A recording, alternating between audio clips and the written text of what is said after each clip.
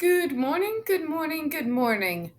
Merry stupid o'clock, everyone. Welcome to another episode of Spilling Tea. I am your host, Tiffany Daniels, and yes, instead of my second dose of caffeine, I'm already into the calming John's Wort tea. Why? Because yesterday the bottom part of my fridge decided it wasn't going to work. Um, Food is starting to smell, and I have $82 in my freaking bank account. So it's been a lovely start to the day. Hopefully, the maintenance guy doesn't make too much noise while I'm on the phones today. We're going back to that horrible world known as the JRC, folks, but before we get going, a few of the usual disclaimers. First off, you are going to find the link to this investigation by New York State right there in the description box, as well as the other pertinent links to the Stop the Shocks campaign, including Autistic Hoy's massive archive on the subject, where we get the bulk of our material for this channel for this particular case. Also, the templates, folks. Fill out your name, click on your senator. At this point, I shouldn't have to tell you, all right? Also, the self explanatory change.org Shut the Judge Rotenberg Center Down petition. Now, folks, when we are talking about the JRC, you're going to hear vivid descriptions of, as well as catch clips of surveillance footage of, people with disabilities, excuse me, being tortured and abused. If you have young children present, for the love of God, folks, please use your headphones, all right? Okay, good. Now, it is 3:19 a.m. in the morning, and we are in a special mood, folks. So, if I stumble over any of my words and rant and have more than a few choice explicitives this morning, my apologies in advance. All right, now before we get going, apparently my Roku decided now's the time to have needy girlfriend issues. Give me just a second, all right?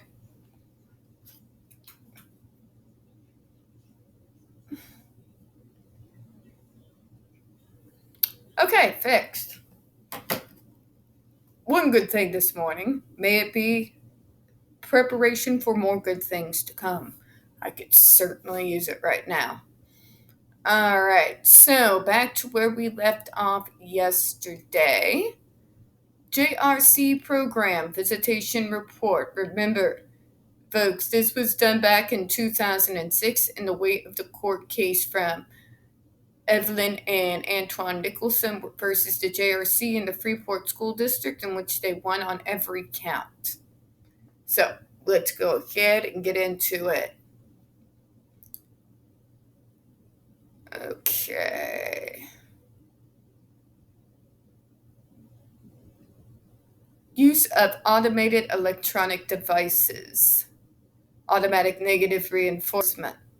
At JRC, an additional form of electrical circuitry is used to automatically administer a series of adversive skin shocks as soon as the behavior is initiated.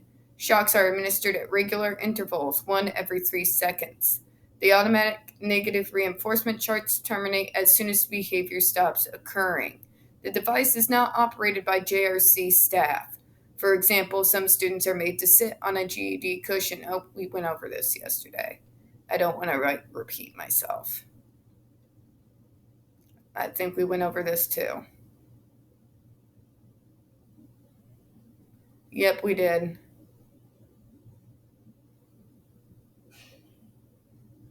We went over this.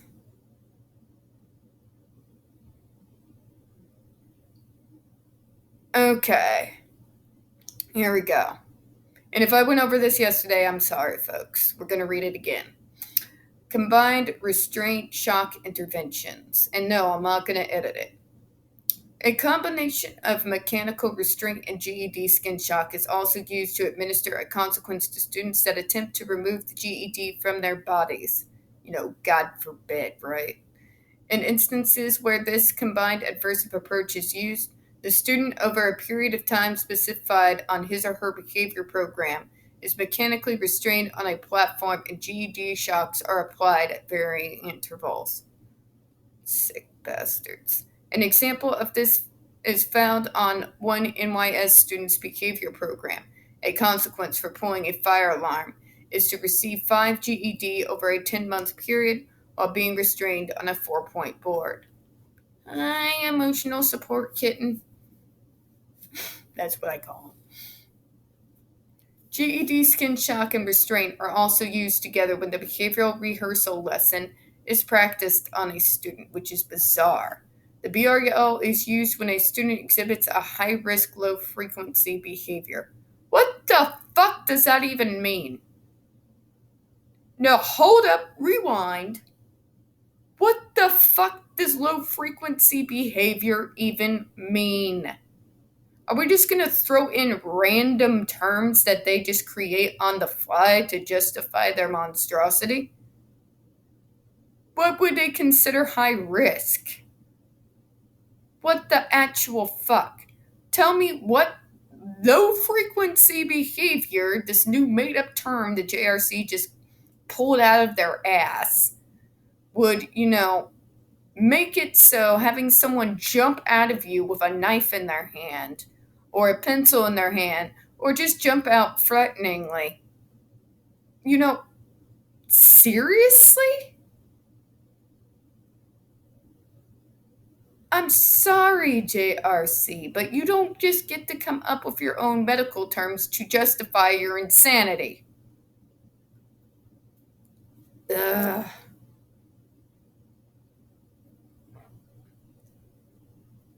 Oh god, it gets worse. As described by a JRC staff person during a BRL, the student is restrained and GED administered as the student is forcibly challenged to do what the procedure seeks to eliminate. Let me give you this in layman's term. It's basically forcing someone to have a behavior so that they may shock them. Let me say that again for you. It is forcing a student to have a targeted behavior so that they can then punish them for it. I wish to God I was kidding. If the student attempts to pull away, he receives a GED shock. If the student attempts to follow through with the high-risk behavior, he receives multiple GED shocks at closer intervals, which is insane. Insane! Currently, there are 9 NYS students with court-approved treatment plans that include the use of behavioral research lesson. The fact that the judges think this shit is okay is beyond me. Beyond me. This is abuse. It is abuse and torture. Although, according to JRC, BRL is not currently in use for any of the students. Bullshit. This highly intrusive intervention remains in the court order and may be employed by JRC in the treatment of these NYS students' behaviors. Insane. The fact that they made it legal and made it okay for that to happen is insane. Contingent and specialized food programs. JRC is approved by the Massachusetts Department of Education to receive federal funding for participating in the National School Lunch and School Breakfast Program. For the 2005-06 school year, MDOE has approved JRC to serve students the traditional meal pattern. JRC's current food program promotes a diet that is largely based on whole plant foods and actively restricts consumption of meat and dairy products. The chef, nutritionist, food service staff, and school and residential staff have an adequate system in place to ensure that each student is allocated his or her prescribed diet. Bullshit! Bullshit, New York. They starve those kids. Bullshit. This has already been proven. Did you not read the case report that, inspired this investigation? Food handling practices are adequate, and all food leaves the kitchen at temperatures that meet industry standards. Did you meet with any of the kids that were actually on the food contingency programs? The nurse, nutritionist, and case manager meet weekly to review a sample of students' weights. Weights are recorded on a daily worksheet that is maintained in the classroom with the student. The school physician contacts nursing daily and examines each student at least once per month or as needed. The food contingent program is also widely applied and designed to use hunger to motivate students to be compliant. There we go. This intervention requires that a student earn a portion of his or her daily prescribed calories by not engaging in identified target behaviors as per his or her behavior contract. Insane. If the student passes each of the behavioral contracts that are set for him or her, he or her will earn 100% of the planned calories for each meal served. If the student fails to pass one or more of his or her contracts, the student is not given the food portions that are the potential rewards for the contract. Food portions not earned are discarded by staff and or the student. If the student does not earn the minimum daily total of calories by 7 p.m., then the balance is necessary to bring total calories eaten to the student's targeted calories is dispensed to him in the form of non-preferred staple food, consisting of mashed food sprinkled with liver powder. The court monitor must be informed when a student has been required to consume the full calories in form of non-preferred food for a period of 2 weeks. Starve them kids into compliance.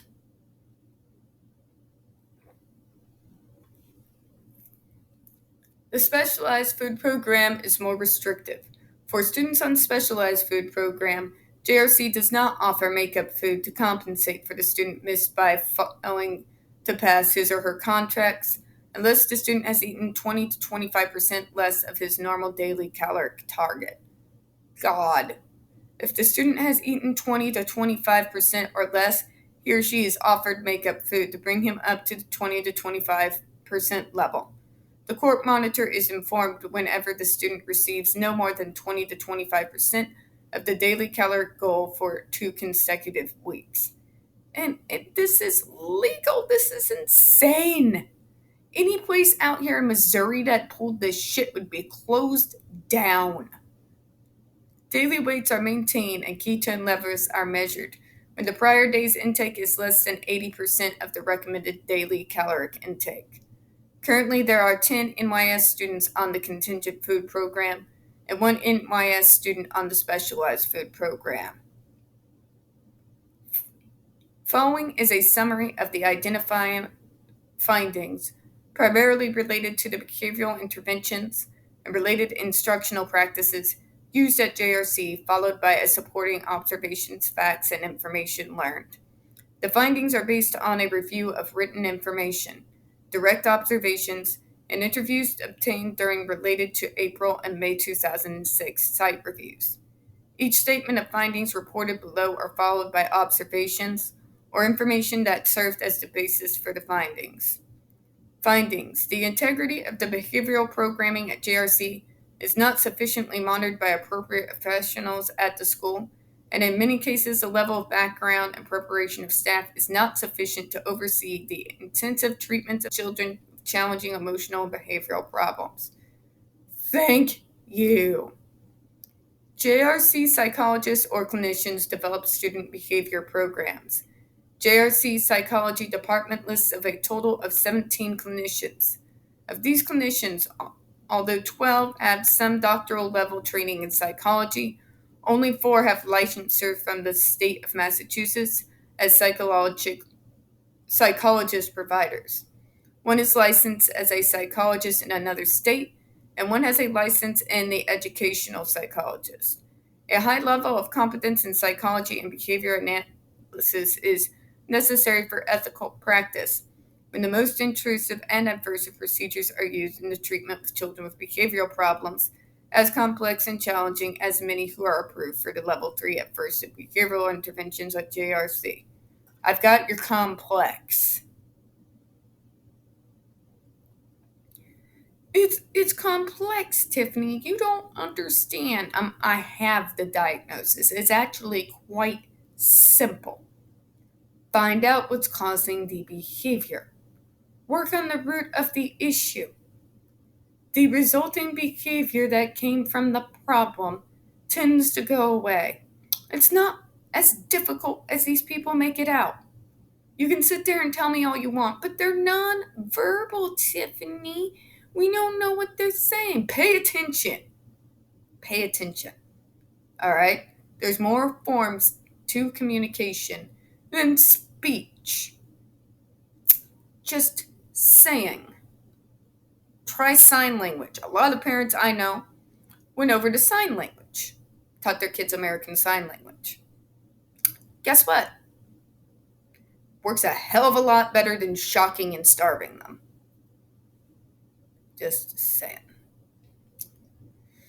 JRC employs a 24-hour-a-day, 7 days a week video surveillance system for purposes of quality assurance. The purpose of quality assurance QA department is to monitor the integrity of the treatment broadly, behavioral and safety systems, but not to monitor the integrity of student-specific behavior plans. There are approximately 20 QA staff and approximately 4 to 6 staff per shift.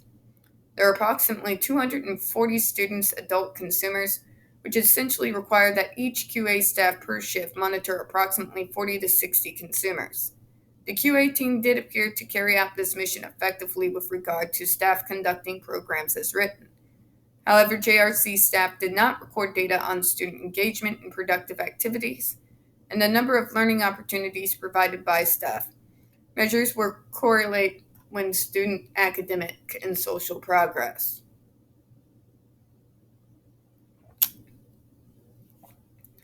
While JRC collects comprehensive data on negative targeted behaviors, there was no evidence of the collection of data on replacement or positive behaviors to document the development of replacement or enhancing skills. Documentation was difficult to find for evidence of academic progress or development of positive social skills.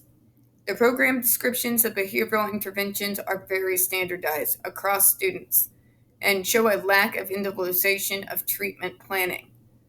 Treatment plans do not always vary for different types of behavioral difficulties exhibited by an individual student, even though these behaviors may serve different functions for the student. The average educational attainment of most of the QA personnel is a high school diploma. Told you. Incompetence. QA are recruited from within JRC, given employment of several years within the agency, and B, prior to supervisory experience. They are not required to be board-certified behavior analysts or board-certified associate behavior analysis. The director of QA reported a high turnover rate with the QA department. The agency has implemented a retention coach to help new employees make the adjustment to the agency. God. You mean they leave because they know they're inadequately trained and know for a fact that they are not qualified to handle these individuals? Staff development is provided via a 2-week orientation and or 30 mandated hours of in-service training. A review of the staff development plan indicates minimal, if any, training on student characteristics, functional behavioral assessments, reinforcement, shaping or other behavioral techniques used for increasing positive social behavior, and educational supports that include instructional methods and curriculum. Staff receives 1 hour of training on collecting and graphing data, but no required training on positive teaching procedures. Oh my God, it gets worse. In addition, all staff appears to receive the same training, regardless of their particular function.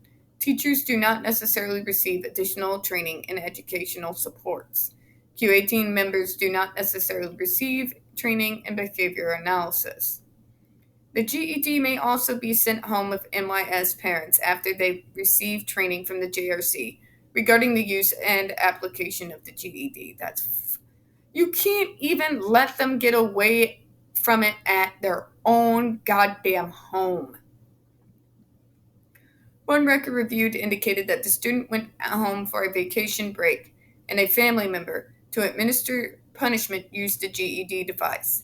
However, the report did not identify which family member actually administered the GED skin shocks. This uncertainty as to how and why whom GED punishment was administered during the home visit raises questions regarding the appropriateness of making the device available to families where document of implementation does not occur. Moreover, there are specific requirements imposed by the court order that requires JRC to report to the court monitor when more than 50 skin shock adversives are delivered to a student in a 24-hour period, and when a student receives 250 skin shocks in 7 days.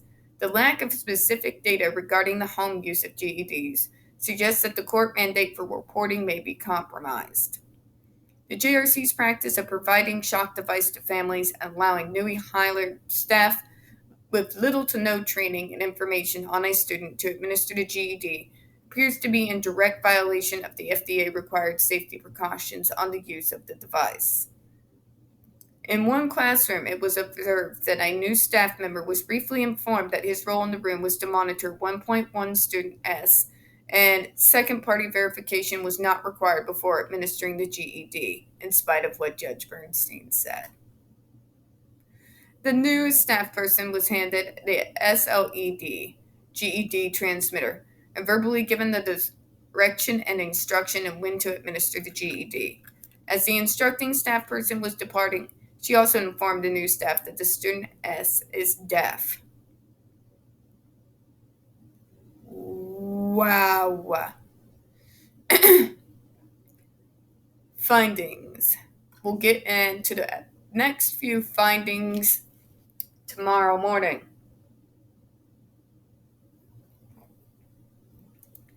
Interesting, though, isn't it?